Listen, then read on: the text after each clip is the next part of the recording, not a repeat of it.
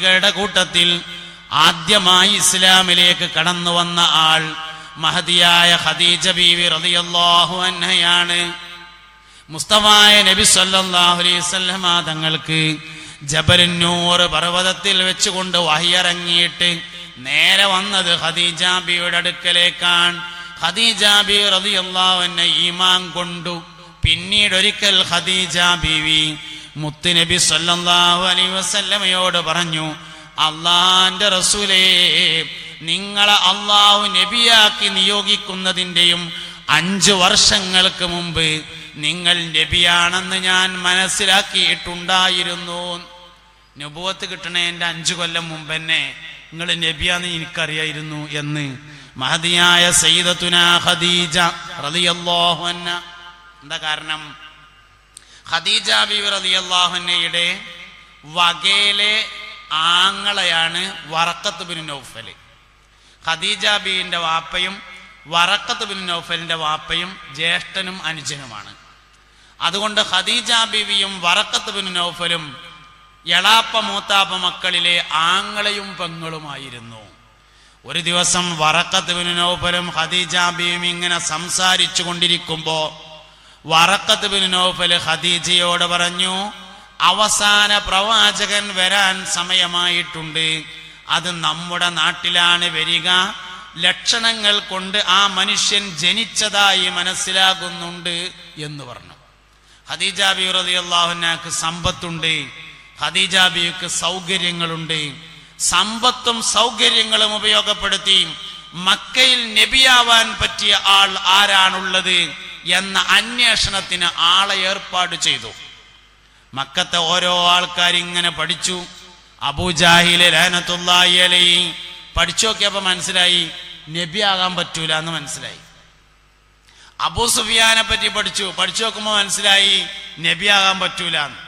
അങ്ങനെ മക്കത്തെ ഓരോരുത്തരും പഠിച്ചപ്പോൾ മനസ്സിലായി നാട്ടിൽ നബിയാകാൻ പറ്റുന്നത് അബ്ദുൽ മുത്തലിബിന്റെ പേരക്കുട്ടി അബ്ദുള്ള റളിയല്ലാഹു അൻഹുവിന്റെ മകനായ മുഹമ്മദ് മാത്രമാണ് ഈ നാട്ടിൽ നബിയാകാനുള്ളത് എന്ന് മനസ്സിലായി. അതിന് പറ്റിയ ഒരാളെ ഉള്ളൂ. ഇനി അതൊന്ന് ഉറപ്പിക്കണം എന്ന് വിചാരിച്ചു നിൽക്കുമ്പോ ഒരു ദിവസം വഴിയിൽ നിന്ന് അബൂ താലിബിനെ കണ്ടു, നബി തങ്ങളുടെ മൂത്താപ്പാനെ സല്ലല്ലാഹു അലൈഹി വസല്ലം. അബൂ താലിബിനോട് പറഞ്ഞു, ഞാന് കച്ചവടത്തിന് ആൾക്കാരെ പറഞ്ഞയക്കുന്നുണ്ട്, നിങ്ങളെ അനുജൻ അബ്ദുള്ളാന്റെ മകൻ മുഹമ്മദിനെ പറഞ്ഞയച്ചു തരികയാണെങ്കിൽ 2 ആണിന്റെ കൂലി കൊടുക്കാം എന്ന് പറഞ്ഞു. ആണിന് വേറെ കൂലിയും പെണ്ണിന് വേറെ കൂലിയുമാണ് അക്കാലത്ത് കൊടുക്കാറുണ്ടായിരുന്നത്. അതുകൊണ്ട് 2 ആണുങ്ങളെ കൂലി കൊടുക്കാം എന്ന് പറഞ്ഞു. വീട്ടിൽ ചെന്ന അബൂ താലിബ് പറഞ്ഞു, മോനെ മുഹമ്മദേ, ഞാനിങ്ങനെ പോരുമ്പോ ഖദീജാനെ കണ്ടിരുന്നു, കച്ചവടത്തിന് ആൾക്കാരെ പറഞ്ഞേക്കുന്നുണ്ട്, അനക്ക് വെയ്ക്കെങ്കിൽ അന്നെ പറഞ്ഞേക്കാന്ന് പറയുന്നുണ്ട്, വെയ്ക്കെങ്കിൽ പോയി നോക്കുക പറഞ്ഞു. അങ്ങനെ പോയി. ഖദീജ ബീവി റളിയല്ലാഹു അൻഹ കച്ചവടത്തിന് നബി തങ്ങളെ പറഞ്ഞയച്ചു. കച്ചവടത്തിന് പറഞ്ഞയച്ചു എന്ന് പറഞ്ഞാൽ കച്ചവടത്തിനല്ല, വെറുതെ പറഞ്ഞേക്കാണ്, മാനേജറാണ്. കച്ചവടത്തിന് എന്നും പോണ ആൾക്കാരുണ്ട്, കച്ചവടത്തിന് സ്ഥിരം പോണ ടീമുണ്ട്. അതിന്റെ മേലൊരു മാനേജറെ വെച്ചതാണ്. അതിന്റെ കൂടെ ഒരു അടിമയെയും ഏർപ്പാട് ചെയ്തു. മൈസറത്ത് എന്ന പേരായ ഒരു അടിമയെ ഏർപ്പാട് ചെയ്തു. നബി സല്ലല്ലാഹു അലൈഹി വസല്ലം തങ്ങൾക്കും കച്ചവടം ചെയ്യണ്ട, മേൽനോട്ടം നടത്തിയാൽ മതി. മൈസറത്തിനും കച്ചവടം ചെയ്യാനുള്ള ഡ്യൂട്ടി ഇല്ല, മേൽനോട്ടം നടത്തിയാൽ മതി. മൈസറത്തിന് ഒരു ഡ്യൂട്ടി ഏറെ കൊടുത്തിട്ടുണ്ട്. അതെന്താ ഡ്യൂട്ടി? യാത്രയിൽ വല്ല അത്ഭുതങ്ങളുമുണ്ടോ എന്ന് നിരീക്ഷിക്കലും അത് എഴുതി വെച്ച് വിവരം പറയലുമാണ് മൈസറത്തിന്റെ ഡ്യൂട്ടി. അങ്ങനെ അവർ യാത്ര പുറപ്പെട്ടു. വഴിയിൽ അത്ഭുതങ്ങൾ മാത്രമാണുള്ളത്. മേഘങ്ങൾ നിഴലിട്ട് കൊടുക്കുന്നു. വഴിവക്കിൽ വിശ്രമിക്കാൻ ഇരിക്കുമ്പോ പൂർവകാല വേദങ്ങൾ പഠിച്ച ഒരു പണ്ഡിതൻ വരുന്നു. ഈ മരച്ചോട്ടിലിരിക്കുന്നത് അവസാന പ്രവാചകനാണെന്ന് പറയുന്നു. യാത്ര ചെയ്തുകൊണ്ടിരിക്കെ ഒരു പഴയകാല വേദം പഠിച്ച പണ്ഡിതനെ കാണുന്നു. ഇത് അവസാന പ്രവാചകനാണെന്നും നിങ്ങൾ വേഗത്തിൽ നാട്ടിലേക്ക് മടങ്ങണമെന്നും പറയുന്നു. കച്ചവട സ്ഥലത്ത് എത്തിച്ചേരുമ്പോഴേക്ക് കച്ചവട വസ്തുക്കൾ മുഴുവനായും വിറ്റുതീരുന്നു. ആ വിൽപ്പനക്കൊരു പ്രത്യേകതയുണ്ടായിരുന്നു. സാധാരണയായി വിൽപ്പന ചരക്കുകളുടെ ഗുണമാണ് പറയാറുണ്ടായിരുന്നത്. മുത്തുനബി സല്ലല്ലാഹു അലൈഹി വസല്ലമ തങ്ങൾ മാനേജറായപ്പോ ഓരോ സാധനത്തിന്റെയും കുറവാണ് പറഞ്ഞത്. സാധാരണ ഇപ്പൊ ഈ സാധനം വിൽക്കുമ്പോൾ പറയാ ഇത് വിവോന്റെ ഫോണാണ്, നല്ല ഫോണാണ് എന്നാണല്ലോ. നബി സല്ലല്ലാഹു അലൈഹി വസല്ലമ കച്ചവടം ചെയ്തപ്പോൾ പറഞ്ഞത് ഇതിന്റെ ഇവിടെ ഒരു അടപ്പുണ്ടായിരുന്നു, അത് പോയിട്ടുണ്ട് എന്നാണ്. കുഴപ്പമാണ് പറഞ്ഞത്. അങ്ങനെയൊക്കെ ആയാലും ചന്തയിൽ എത്തുന്നതിന്റെ മുമ്പ് സാധനം വിറ്റു തീർന്നു. കച്ചവടം കഴിഞ്ഞ് മടങ്ങുമ്പോൾ പച്ചക്കറി വാങ്ങിയാണ് പോരാ. മക്കക്കാർക്ക് വിവിധങ്ങളായ നാടുകളിൽ അക്കാലത്ത് കൃഷി ഉണ്ടായിരുന്നു. ആ കൃഷിസ്ഥലങ്ങളിൽ നിന്ന് പച്ചക്കറിയും വാങ്ങിയാണ് മക്കയിലേക്ക് മടങ്ങുക. അങ്ങനെ പച്ചക്കറികൾ വാങ്ങി മക്കയിലേക്ക് മടങ്ങി. മക്കയിൽ മടങ്ങിയെത്തുന്നതിന്റെ മുമ്പ് വഴിയിൽ നിന്ന് വാങ്ങിയ സാധനവും വിറ്റു തീർന്നു. വർദ്ധിച്ച ലാഭം ലഭിച്ചു. അതിനാൽ ഖദീജ ബീവി റളിയല്ലാഹു അൻഹ പറഞ്ഞതിന്റെയും ഇരട്ടി കൂലി കൊടുത്തു. ആദ്യം പറഞ്ഞത് തന്നെ ഇരട്ടിയാണ്, പിന്നെ കൊടുത്തത് അതിൻ്റെ ഇരട്ടിയാണ്. കൂലിയൊക്കെ കൊടുത്ത് കച്ചവട സംഘത്തൊക്കെ പെരേക്ക് പറഞ്ഞയച്ചതിന് ശേഷം മൈസറത്തിനെ വിളിച്ചിട്ട് ചോദിച്ചു, എന്തേലും അത്ഭുതം ഉണ്ടായോ എന്ന് ചോദിച്ചു. അതിൽ പറഞ്ഞു, അത്ഭുതമാണ് ആകെ ഉണ്ടായത് പറഞ്ഞു. എല്ലാ അത്ഭുതങ്ങളും പറഞ്ഞു. അപ്പോൾ ഖദീജ ബീവി തീരുമാനിച്ചു, ഇതന്നെയാണ് അവസാനത്തെ പ്രവാചകൻ. അതിനാൽ എൻ്റെ സമ്പത്തും എൻ്റെ ശരീരവും എൻ്റെ ആത്മാവും ആ മനുഷ്യന് സമർപ്പിക്കണമെന്ന് തീരുമാനിച്ചതാണ്. ഖദീജ ബീവി റളിയല്ലാഹു അൻഹയും മുത്തുനബി സല്ലല്ലാഹു അലൈഹി വസല്ലമയും തമ്മിലുള്ള വിവാഹം നടക്കാനുണ്ടായ കാരണം. അങ്ങനെ പുണ്യനബി സല്ലല്ലാഹു അലൈഹി വസല്ലമ തങ്ങൾക്ക് 15 വർഷത്തിന് ശേഷം നുബുവത്ത് കിട്ടി. ആ നുബുവത്ത് കിട്ടാൻ വേണ്ടി നബി തങ്ങൾ ഇരുന്ന ജബലുന്നൂർ പർവ്വതത്തിന്റെ ഹിറാ ഗുഹ എന്ന് പറയുന്ന ഗുഹ ഖദീജ ബീവിയുടെ സെലക്ഷൻ ആയിരുന്നു. ഖദീജ ബീവിനോട് ഒരിക്കൽ നബി തങ്ങൾ പറഞ്ഞതാണ്, ഖദീജ, എനിക്കൊന്ന് ഒറ്റക്കിരുന്ന് അള്ളാഹുവിനെ ഇബാദത്ത് ചെയ്യണമെന്ന് തോന്നുന്നുണ്ട്. അങ്ങനെ അതിനുള്ള സ്ഥലം അന്വേഷിച്ചു. ജബലുന്നൂർ പർവ്വതത്തിന്റെ മുകളിൽ കയറി അല്പം താഴേക്കിറങ്ങി ഹിറാ ഗുഹയിൽ ഇരുന്ന് കല്ലിൻ്റെ ഇടയിലൂടെ നേരെ നോക്കിയപ്പോൾ കഅബ കാണാനുണ്ട്. ഏറ്റവും അനുയോജ്യമായ സ്ഥലമാണെന്ന് തോന്നി. ഖദീജ ബീവി റളിയല്ലാഹു അൻഹ പോയി നോക്കി. അനുയോജ്യമാണെന്ന് മനസ്സിലായി. നനച്ചീറിന്റെ കാട്ടങ്ങളുണ്ടായിരുന്നു. അടിച്ചു വൃത്തിയാക്കി കൊടുത്തിട്ട് ഗോതമ്പ് മാവും വെള്ളവും കാരക്കയും പച്ചവെള്ളവും കൊണ്ടുപോയി കൊടുത്തിട്ട് പറഞ്ഞു, ഇവിടെ ഇരുന്നോളിയായിരുന്നു. 1 മാസം, അടുത്ത വർഷം 1 മാസം കൂടി. അങ്ങനെ കൊല്ലം കൂട്ടിയാൽ 2 കൊല്ലം, മാസം കൂട്ടിയാൽ 2 മാസം. 2 വർഷത്തിൽ ഓരോ മാസങ്ങൾ വീതം മുസ്തഫ നബി സല്ലല്ലാഹു അലൈഹി വസല്ലം അവിടെ ഇരുന്നു. ആ ആദ്യമായി വഹിയിറങ്ങുന്ന സ്ഥലം ഖദീജ ബീവി റളിയല്ലാഹു അൻഹ സെലക്ട് ചെയ്ത് കൊടുത്തതാണ്. അങ്ങനെ വഹി ലഭിച്ചു. പുണ്യ നബി സല്ലല്ലാഹു അലൈഹി വസല്ലം ഖദീജ ബീവിയുടെ അടുത്തേക്ക് വന്നു. ഖദീജ ബീവി റളിയല്ലാഹു അൻഹ വറഖത്ത് ബിൻ നൗഫലിന്റെ അടുത്തേക്ക് കൊണ്ടുപോയി. ഒഴിഞ്ഞിരുന്നൊരിക്കൽ സംസാരിക്കുമ്പോൾ മഹദിയായ ഖദീജ ബീവി റളിയല്ലാഹു അൻഹ നബി തങ്ങളോട് പറഞ്ഞു, സല്ലല്ലാഹു അലൈഹി വസല്ലം, പുന്നാര നബിയെ, നിങ്ങൾ അല്ലാഹു തആല നബിയാക്കി നിയോഗിക്കുന്നതിന്റെ 5 കൊല്ലങ്ങൾക്ക് മുമ്പ് നിങ്ങൾ നബിയാണെന്ന് ഞാൻ ഉറപ്പിച്ചിട്ടുണ്ടായിരുന്നു. അതാണ് ഈമാൻ. ശരിക്കും നുബുവത്തിനെയും റിസാലത്തിനെയും മനസ്സിലാക്കിയാൽ പോരാന്നാണ്. ഈമാൻ ഉറക്കണമെങ്കിൽ മുഹമ്മദിയത്തിനെ കൂടി മനസ്സിലാക്കേണ്ടതുണ്ട് എന്നാണ്. നുബുവത്ത് വേറെയാണ്, റിസാലത്ത് വേറെയാണ്, മുഹമ്മദിയത്ത് വേറെ തന്നെയാണ്. സല്ലല്ലാഹു അലൈഹി വസല്ലം. നുബുവത്ത് എല്ലാവർക്കും മനസ്സിലാവും, റിസാലത്ത് എല്ലാവർക്കും വേഗം മനസ്സിലാകും. അതിൻ്റെ ഒരു 40 കൊല്ലങ്ങൾക്ക് മുമ്പുള്ള ഒരു മുഹമ്മദീയത്തുണ്ട്. റബീഉൽ അവ്വൽ 12 നബിയുടെ ജന്മദിനമെന്ന് പറഞ്ഞാൽ പോരാ, റസൂലിന്റെ ജന്മദിനമെന്ന് പറഞ്ഞാൽ പോരാ. റബീഉൽ അവ്വൽ 12 മുഹമ്മദിന്റെ ജന്മദിനമാണ്.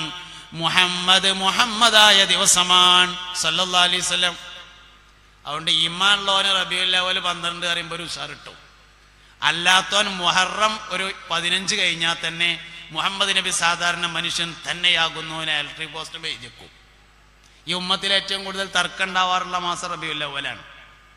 ഈ ഉമ്മത്തിൽ ഏറ്റവും തർക്കമുള്ളത് റബീഉൽ അവ്വൽ. അത് കഴിഞ്ഞാൽ പിന്നെ റമദാൻ മാസമാണ്. എന്താ റബീഉൽ അവ്വലിലെ തർക്കം? മുഹമ്മദ് നബി സാധാരണ മനുഷ്യൻ തന്നെയാകുന്നു, മൗലിദ് ഓതൽ ശിർക്ക് തന്നെയാകുന്നു. ഇതാണ് സംഗതി. ഈമാൻ പോകൽ മുഹമ്മദ് നബി ഇൻസൾട്ട് ചെയ്യപ്പെട്ടാലാണ് സല്ലല്ലാഹു അലൈഹി വസല്ലം.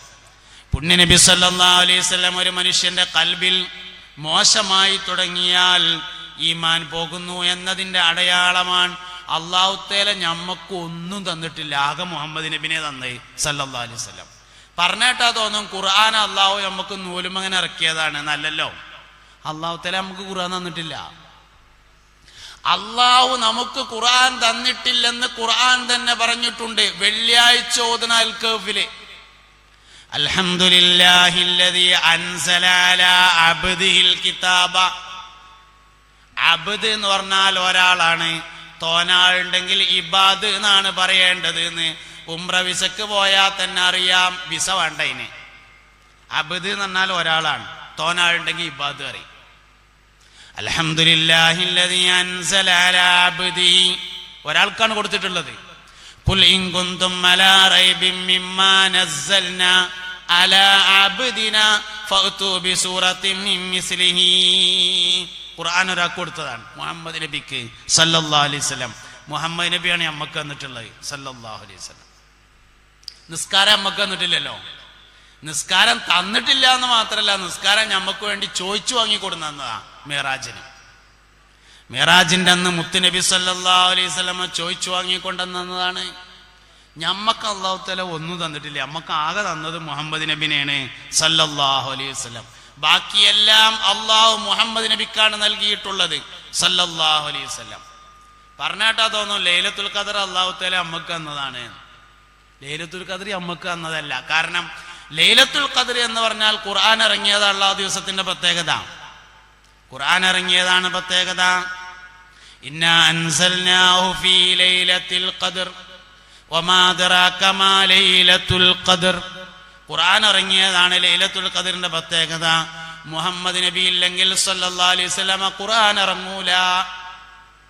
അപ്പോൾ നബി തങ്ങളില്ലെങ്കിൽ ലൈലത്തുൽ ഖദർ ഉണ്ടാവില്ല. അതുകൊണ്ട് തന്നെ മുൻഗാമികൾക്കൊന്നും ലൈലത്തുൽ ഖദർ ഇല്ലല്ലോ. നൂഹ് നബി അലൈഹി ഇസ്ലാമിന്റെ അനുയായികൾക്ക് ലൈലത്തുൽ ഖദർ ഇല്ല. മൂസ നബി അലൈഹി ഇസ്ലാമിന്റെ അനുയായികൾക്ക് ലൈലത്തുൽ ഖദർ ഇല്ല.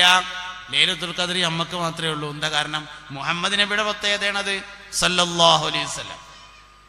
120 വരികൾ നാളെ സ്വർഗത്തിലേക്ക് വരി നിൽക്കുമെന്നും അതിൽ 90 വരികളും എന്റെ ഉമ്മത്തായിരിക്കുമെന്നും അഷ്റഫുൽ വറാ ഹബീബുനാ റസൂലുള്ളാഹി സല്ലല്ലാഹു അലൈഹി വസല്ലം. സ്വർഗത്തിലേക്ക് ആദ്യമായി പ്രവേശനം നൽകപ്പെടുന്നതും നമുക്കാണ്.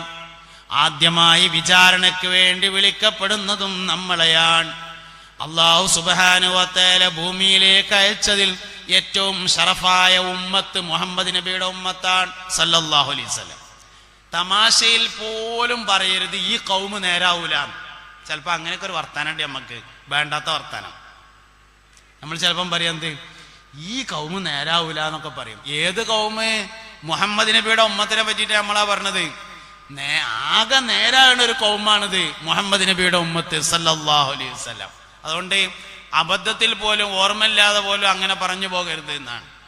ഇത് വല്ല നേരാകണ ഉമ്മത്താണ്, പുണ്യനബിയുടെ ഉമ്മത്താണ്. 90 വരികളും നമ്മൾ തന്നെയാണ്.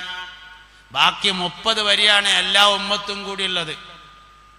അതുകൊണ്ട് പുണ്യനബി സല്ലല്ലാഹു അലൈഹി വസല്ലമയോടുള്ള താല്പര്യം ഈമാന്റെ അടിസ്ഥാനമാണ്. അതന്നെയാണ് സുന്നത്ത് ജമാഅത്തിന്റെ അടിസ്ഥാനം. അഷ്റഫുൽ വറാ ഹബീബുനാ റസൂലുള്ളാഹി സല്ലല്ലാഹു അലൈഹി വസല്ലമയോട് താല്പര്യം കുറഞ്ഞു വരുന്നുണ്ടോ, സുന്നി അല്ലാതെ ആകുന്നുണ്ട് എന്നാണ് അതിന്റെ അർത്ഥം. തഅലീമു മാ അല്ലമല്ലാഹ്, അല്ലാഹുവിന്റെ ഏറ്റവും വലിയ ബഹുമാനം ലഭിച്ചിട്ടുള്ളത് അഷ്റഫുൽ വറാ ഹബീബുനാ റസൂലുള്ളാഹി സല്ലല്ലാഹു അലൈഹി വസല്ലമ തങ്ങൾക്കാണ്. അതുകൊണ്ട് ഹൃദയത്തിൽ അടങ്ങാത്ത സ്ഥാനം, അതിരില്ലാത്ത സ്ഥാനം മുസ്തഫായ നബി സല്ലല്ലാഹു അലൈഹി വസല്ലമ തങ്ങൾക്കുണ്ടായിരിക്കണം. ഈ ലോകത്ത് എന്തെല്ലാം സംഭവിച്ചിട്ടുണ്ടോ അത് മുഴുവനും മുഹമ്മദ് നബിക്ക് വേണ്ടിയാണ് സംഭവിച്ചിട്ടുള്ളത്.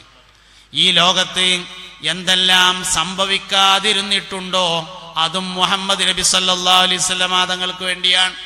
ഇനി ലോകത്ത് എന്തെല്ലാം സംഭവിക്കാൻ പോകുന്നുണ്ടോ അതും മുഹമ്മദ് നബിക്ക് വേണ്ടിയാണ് സല്ലല്ലാഹു അലൈഹി വസല്ലം. ഇവിടെ എന്തെല്ലാം സംഭവിച്ചിട്ടുണ്ടോ അതൊക്കെ മുഹമ്മദ് നബിക്ക് വേണ്ടിയിട്ടാണ് സല്ലല്ലാഹു അലൈഹി വസല്ലം. നൂഹ് നബി അലൈഹി സ്വലാം കപ്പലിൽ കയറിയത് മുഹമ്മദ് നബിക്ക് വരാനായിരുന്നു.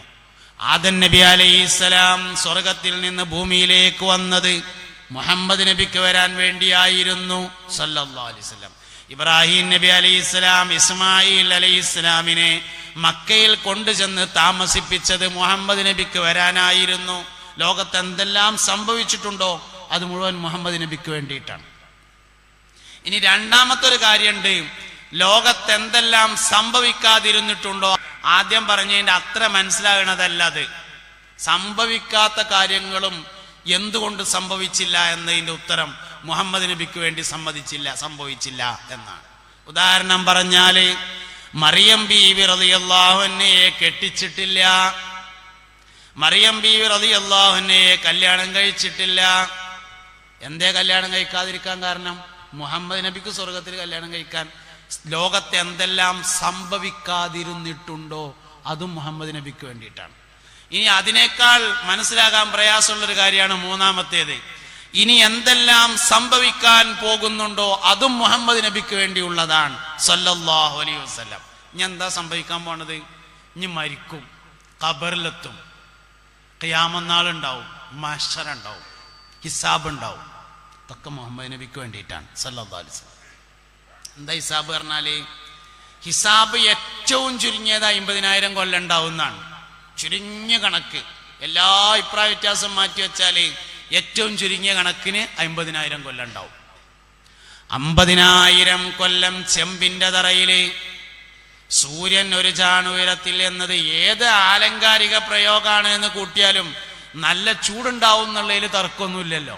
നെരിയാണി വരെ വിയർപ്പുള്ളവർ, കാൽമുട്ട് വരെ വിയർപ്പുള്ളവർ, അരവരെ വിയർപ്പുള്ളവർ, ചെവി വരെ വിയർപ്പുള്ളവർ, മൂക്ക് വരെ വിയർപ്പുള്ളവർ, വിയർപ്പിൽ മുങ്ങിത്താഴുന്നവർ, അങ്ങനെ വ്യത്യസ്ത കാറ്റഗറിയിലായി മഹ്ശറയിൽ നിൽക്കും 50,000 കൊല്ലം. എന്തിനാ 50,000 കൊല്ലം? ഹിസാബ് തുടങ്ങിയിട്ടില്ല, തുടങ്ങാത്ത 50,000 കൊല്ലാണ്. എന്തിനാ 50,000 കൊല്ലം നിൽക്കുന്നത്? 50,000 കൊല്ലം ഇങ്ങനെ നിൽക്കുമ്പോ ഒരാൾ ഓൻ്റെ അടുത്തുള്ള ആളോട് പറയും എന്താ നൃത്തം. അപ്പൊ അയാൾ ഇങ്ങോട്ടും പറയും എന്താ നൃത്തം. 50,000 കൊല്ലം നിൽക്കണതേ. അപ്പൊ ഒരാൾ ഓൻ്റെ അടുത്തുള്ള ആളോട് പറയും നമ്മൾ എവിടെയെങ്കിലും ഒന്ന് പോയി നോക്കിയാലോ എന്ന് പറയും. അപ്പൊ മറ്റവൻ പറയാ എന്നാ പോയി നോക്കുക എന്നറിയും. അങ്ങനെ പോകും ഇബ്രാഹിം നബിയുടെ അടുക്കൽ, നൂഹ് നബി അലൈഹി ഇസ്ലാമിന്റെ അടുക്കൽ, മൂസ നബി അലൈഹി ഇസ്ലാമിന്റെ അടുക്കൽ, ഈസ നബി അലൈഹി ഇസ്ലാമിന്റെ അടുക്കൽ. എന്നിട്ട് പറയും സ്വർഗത്തിലേക്കായാലും വേണ്ടില്ല, നരകത്തിലേക്കായാലും വേണ്ടില്ല, ഇവിടെ നിന്ന് കഴിച്ചിലായാ മതിയായിരുന്നു. സ്വർഗത്തേക്കായാലും വേണ്ടില്ല, നരകത്തേക്കായാലും വേണ്ടില്ല, ഇവിടെ നിന്ന് കഴിച്ചിലായാൽ മതിയായിരുന്നു എന്ന് പറയും. ഓലെല്ലാരും പറയും കുട്ടികളെ നമ്മളെ കാര്യം തന്നെ വലിയ കഷ്ടാണ് എന്ന് പറയും. അങ്ങനെ അവസാനം മുസ്തഫായ നബി സല്ലല്ലാഹു അലൈഹി വസല്ലമയുടെ ഹദറത്തിൽ വന്നുകൊണ്ട് ആവലാതി പറയും. നബി തങ്ങൾ ഇരിക്കുന്ന സ്ഥലത്ത് നിന്ന് എഴുന്നേറ്റ് അർശിന്റെ താഴ്ഭാഗത്തേക്ക് പോയി സുജൂദിൽ വീഴുന്നു. സുജൂദിനൊടുവിൽ പറയപ്പെടും മുഹമ്മദ് സൽ തുഴ്ത, മുഹമ്മദേ തല ഉയർത്തു, എന്തു വേണമെങ്കിലും തരാമല്ലോ. റസൂലെ തല ഉയർത്തു എന്നല്ലോ, നബിയെ തല ഉയർത്തു എന്നല്ല, മുഹമ്മദെ തല ഉയർത്തു എന്നാണ്. ഈ വിളിയിൽ ഒരർത്ഥമുണ്ട് എന്നാണ്.